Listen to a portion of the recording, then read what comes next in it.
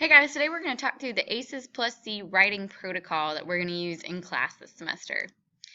Before you start writing, you always have to understand what the question that you're writing about is asking you. So before you can write anything, you must be clear on what the prompt is asking you to do. And there's many types of questions. There's 4 main question prompts that you're going to see throughout the course of the semester, but also on the North Carolina final exam. The first one is, to what extent? This question is asking you, what do you know about the topic? How much about that topic? How much is it similar to before? And how much is it different from before? To what extent is it just a fancy way of saying how much? So an example might be, to what extent did the French Revolution change the makeup of French society? The second type of question may ask you compare and contrast. When you're comparing and contrasting, you're finding what's similar and what's different. So first of all, what do you know about the topic? And then how are these topics similar and how are they different? It's always important that you set up what you know and fully explain the topic before you jump into the similarities and differences. An example of this type of question might be, compare and contrast the use of religion as a motivation for violence during the Crusades and modern-day terrorism.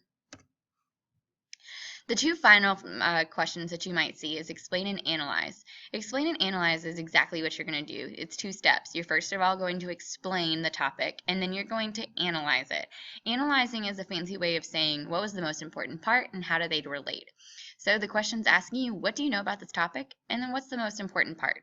An example of this type of question might be, explain and analyze the cause of American entry into World War II. The final type of question is evaluate the lasting impact. There's usually a question like this on the North Carolina final exam. This question is asking you, what change did this topic have on time? Was it positive? Was it negative? What do you know about this topic and how did it change? So an example of this might be, evaluate the lasting impact of the American West on the American dream.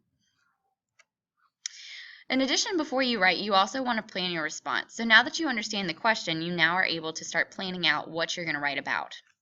Before writing, you should make sure that you understand what the question's asking you and plan how you're going to respond. Planning includes 3 parts. The first part is listing items that you should identify in your answer. That includes what did the question ask you to do, and then how many paragraphs is going to be needed to answer the question. Each paragraph should usually be organized by topic. Number 2 is list the facts and examples to support your answer. This list should include factual evidence as well as quotes from the passages, if passages or documents were provided. This means that any events or people or other terms that you learned in class that could help you answer this question, or any parts of the document that could help you answer this question.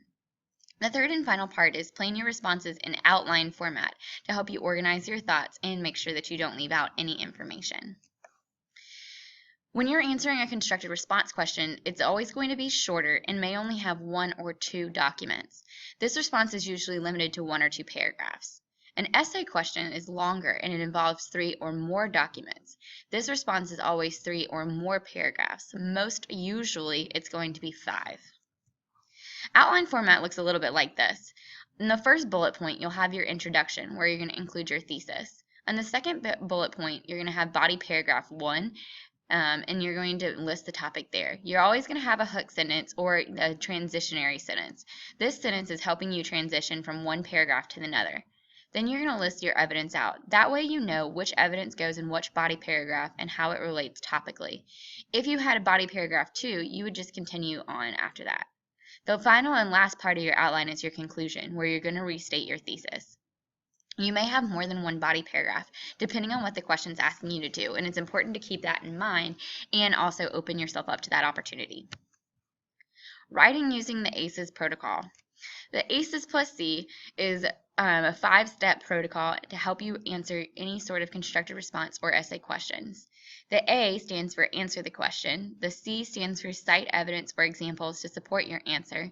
The E stands for explain your evidence and examples. And then the S stands for summarize your argument. And the C stands for conventions. That means spelling, punctuation, and grammar.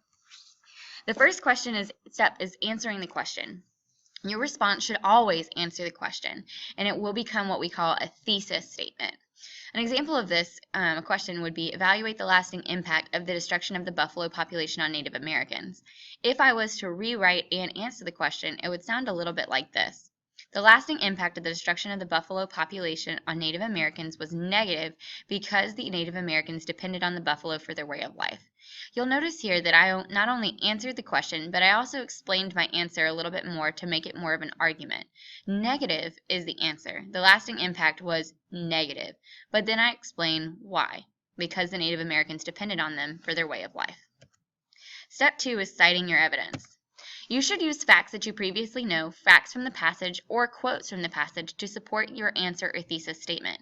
It's super important that the evidence that you start to cite goes along with your answer and your argument that you use in the first step. For a constructed response, you should use 2 to 3 pieces of evidence, and for an essay, you should use about 2 to 3 pieces of evidence per paragraph. To build on our example before, our argument was that the Native Americans' effect was negative, and now I'm going to cite evidence as to why. When the Transcontinental Railroad was built, white settlers using the railroad would shoot the buffalo for fun. The Native Americans used the buffalo for food, clothing, and tools. Some Native American tribes were nomadic and followed the buffalo. So all of those things explain why the destruction of the buffalo population was negative. Step 3, you're going to explain the answer and your evidence. After you cite your evidence, you should explain exactly what that evidence you used means for the reader. You have to make the connections between the answer to your question and the evidence that you used to support your answer, because many times our readers are not going to be able to make those connections for you. So for example, just following along with the example we used before, the impact was negative, and we said that they used the Transcontinental Railroad where they would shoot the buffalo, the Native Americans used it for food, clothing, and tools, and Native American tribes were nomadic and followed the buffalo. My explanation is going to relate to those pieces of evidence. When the buffalo were killed by the white settlers, that decreased the number of buffalo available for the Native Americans to use in order to live. So I took my first piece of evidence, which was the white settlers shooting the buffalo, and connected it to my other 2 pieces of evidence to explain the negative impact that it had on the Native Americans. You can use a couple different sentence starters to help you explain your answer on your evidence. You could say, the evidence explains that. You could say, this evidence means. Or you could say, from this evidence, it can be concluded that. Or you don't have to say anything at all, and you can just go straight into an explanation like I did in the example. Step 4, summarize your argument. Once you have finished writing, you should summarize your argument to close out your answer. In an essay, this will be considered your conclusion. Your summary should restate your argument to remind your reader what your argument was and to, again, help the flow of the paragraph. We stated that the lasting impact was negative because the settlers would shoot the buffalo for fun, Native Americans used the buffalo for food, and then tribes were nomadic to follow the buffalo. My explanation explained those things and how they related to Native American life. So my final sentence will be, in conclusion, the lasting impact of the destruction of the buffalo population on Native Americans was negative because the Native Americans depended on them for their way of life. You'll notice that echoes the same sentence that I started off with. It is a restatement of my thesis or a restatement of my answer. Step 5, conventions. After you've written out your entire essay or your paragraph, you need to go back and check things like spelling, punctuation, capitalization, and grammar. These help to make your essay clear and understandable. When you finish writing, you should always check your writing for proper conventions, spelling, punctuation, capitalization, and grammar to make sure that it's easy to read and that what you said was clear.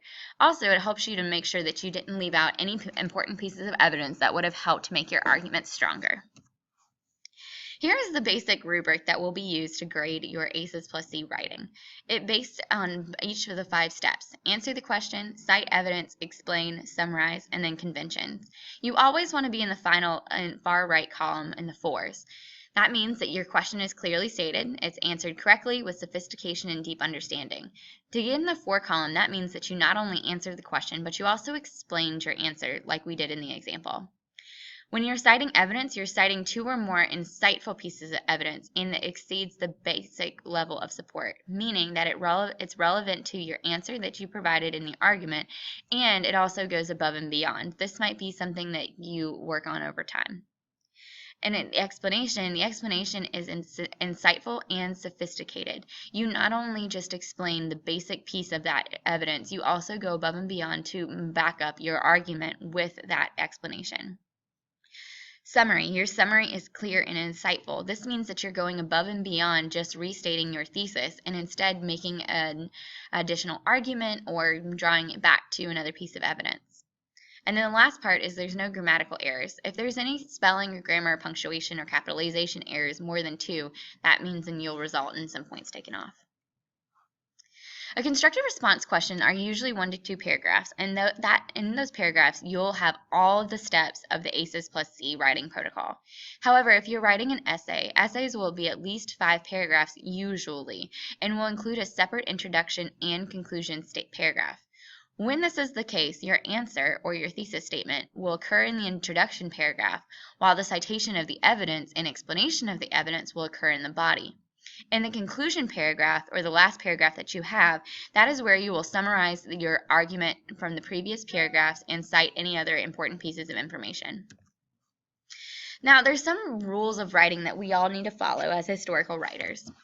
Historical writers do not use contractions. That means that you're not going to say can't, won't, don't, there, your, we're. Instead, historical writers will spell out all words such as cannot, will not, do not.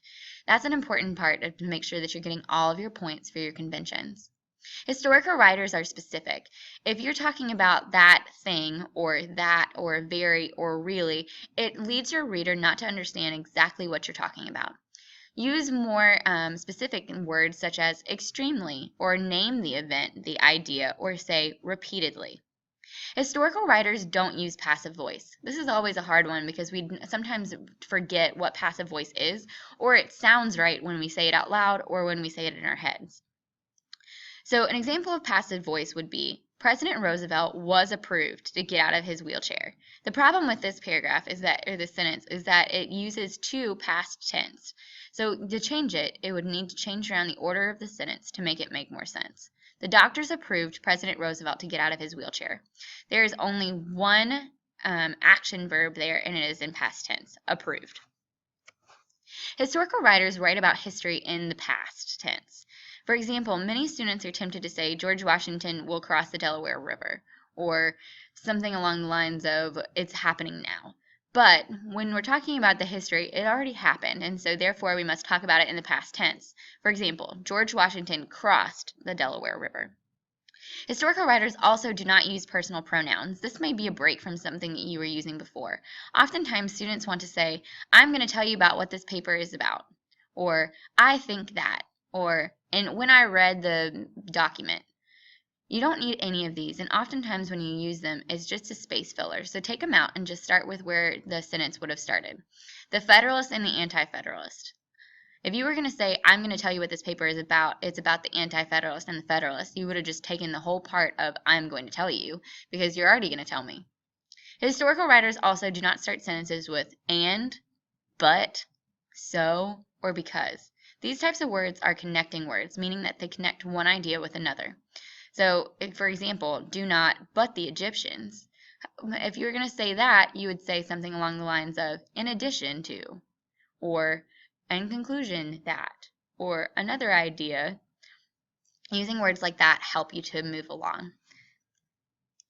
Now that we finished the PowerPoint, thank you for joining me for this PowerPoint, and I'll see you in class.